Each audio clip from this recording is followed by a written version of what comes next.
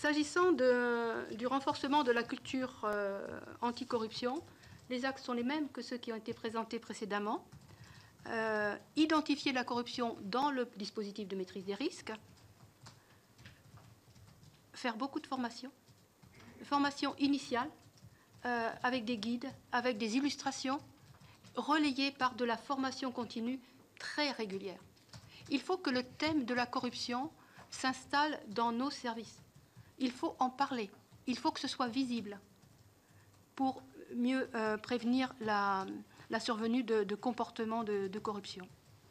Il faut communiquer sur les sanctions disciplinaires, sur les cas de corruption.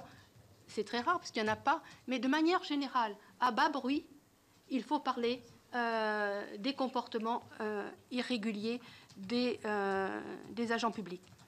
Dans le deuxième cadre de mesure, renforcer la prévention par les méthodes de travail, c'est ce que j'appelle en quelque sorte des mesures in design, c'est-à-dire directement inclus dans les processus de travail.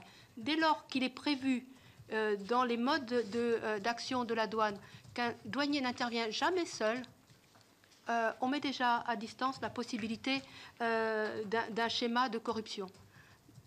Que ce soit des douaniers chargés du dédouanement ou des douaniers en uniforme chargés du flux de personnes et de marchandises, eh bien, il faut toujours être 2 au moins ou 3. 2 pour le dédouanement, pour la validité juridique des procédures et des constats. 3 pour des questions de sécurité dans les équipes de contrôle en uniforme. On peut également, en se servant des méthodes de travail, organiser l'imprévisibilité des contrôles. C'est-à-dire que les agents ne doivent pas savoir à quel moment ils seront à quel endroit.